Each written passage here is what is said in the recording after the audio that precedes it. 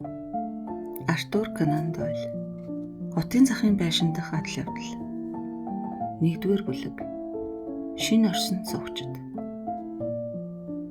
Хатагтай нараа гэж зарц эмэгтэй дуу хаалганы цаанаас сонсогдлоо. 3 дахь байшинд шинэ цогчид ирлээ. 2 жижигхэн битэй хөвшин эмэгтэй ширээний ард сууж байснаа босч дуу алдан зочны өрөөний зонхойг чиглэв.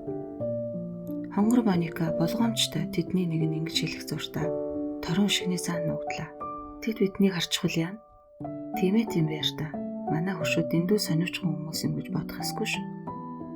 Энэ зогсож байхад биднийг л харахгүй эз.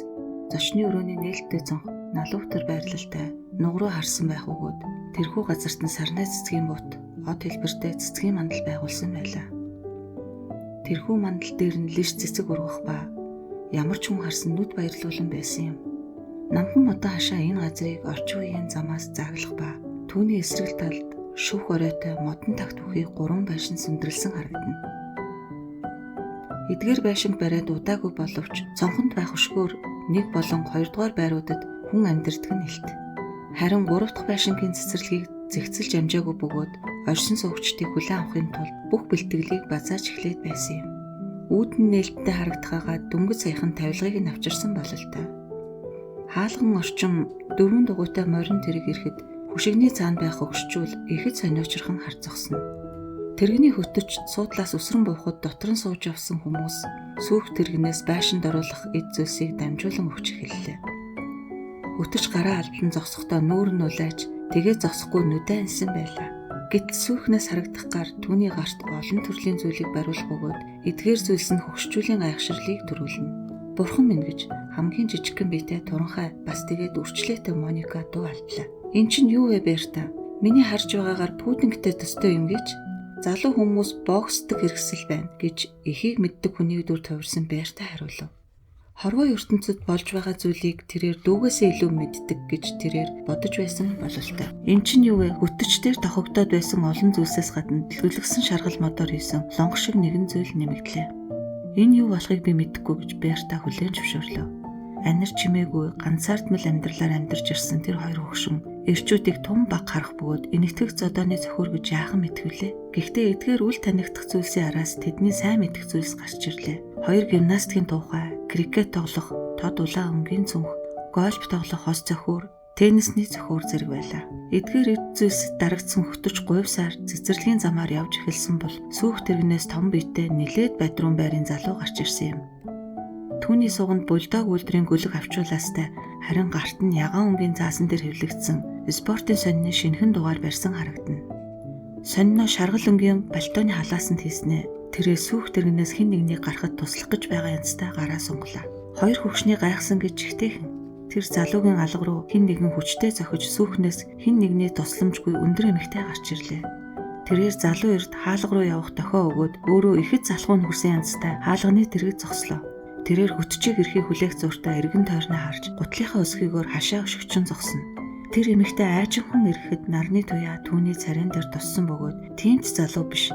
Тэгээд ч түүний хамгийн цэл залуу насны амьдралаас өдийг хүртэл заагт нилээдгүй хугацаа өнгөрсөн юм гэдгийг хөгшин эмэгтэйчүүд олж харжээ. Тэрээр энэтхэх эмэгтэй шиг наранд борлсон царайтай нилээд эрс шийдэмгий зантай гэрчлэх уруул нүүрний төрх байдал нь хурц шанаа нүүрэн дээр нилээд тод харагдаж байсан юм. Гэхдээ тэрээр эргэлцийн аргагүй сайхан эмэгтэй ба эрс шийдэмгийн нүүр царай нь эртний грекийн баримлыг санагдуулж харин том хар нүднийхэн дээд талд өтгөн их гоёмсог хэлбэртэй хөмсөг дурайж байсан юм. Ийм царайг харсан хүн зарим нэг эрс тэс төрхийг нь мартаад харж байх нь хэвэн бололтой. Түүний өвс хар боловч ихээхэн бууралдсан байгаагаад өргөн тухаас эхлээд гүлийтлэн самнаж жижигхэн бөөрийнхий малгай дор цуглан хийжээ. Түүний малгай нь эрэгтэй хүнийг санагдуулах боловч туусны цаана хатгсан үд нь үнэхээр эмэгтэй хүний малгай гэдгийг нотлоод байх шиг. Үл танигдах тэр эмэгтэй баг зэрэг махлагдуухан гэж хэлэх боломжтой ч гойлог харин түүний биеийн галбирыг их содон хувцсан нугааж байгаа юм эсвэл бүр тодруулаач байгаа юм шиг байлаа. Түүний өмссөн нилээ задгай ингэр костюмыг фриз гэх даавгаар хийсэн болов уу гэмээр хар өнгөтэй шулуухан ямар ч чимэггүй хөх банзал нь их богинохон байлаа. Түүний дороос тэгш сайхан хөл харагдах боловч бас тэгээд дөрвөлжин хошоортой хавтгай ултай гутал гайхалтай харагдана. 3 дугаар байшингийн дэргэд зогсож хөршүүдийнхээ анхаарлыг тэгтлээ татсан тэр эмэгтэй тийм л дөрөвтэй юм. Эмэгтэй биеийн авч явах байдал гаднах төрхөнд хөгшчүүлийн хуучинсаг үзлийг доромжлох мэт гайхшруулсан төдийгүй амьд зураг гэгдэж болохоор зүйлийг тэ жухам юу бодсон юм бол хөтөж байдгаараа улайчсан эргэн ирж төлбөрөө авахын тулд гараа сунглаа. Хадагтай задгай мөнгө өгсөний дараа тэрээр ихэд идэвхтэй гараараа дохин ярьж гарлаа. Гэнэт хадагтай хүзүүндээ зүүсэн алчуураас угс татан авч харахыг нохой зуучгаад сэгсэрдэг шиг болгож орхилоо.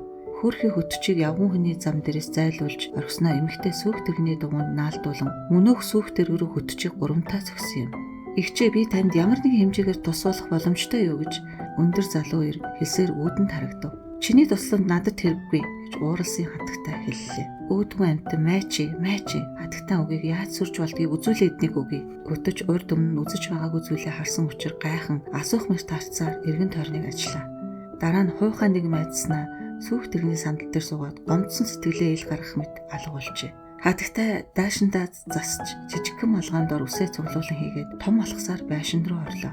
Ингээд түүний араас үүд хаагдав. Богино банцлан дэрвсээр үүдний цаана орсны дараа хоёр үзэгч болох авхай Берта болон Моника Уильямс нар ширээний ард суугаад бие биен рүүгээ ихэд гайхсан янзтай харцуу. 50 жилийн турш эгчдүү хоёр сайхан цэцэрлүүгээ харсаар амьдэрсэн бөгөөд ийм ихээр гайхсан байдал хизээж орж байгаагүй юм. Бид тэрхүү талбайг өөртөө үлдээгээг нь харамсмаар юм гэж Моника хэлв. Тийм ээ, үнэхээр харамсмаар юм гэж түүнд хариулав.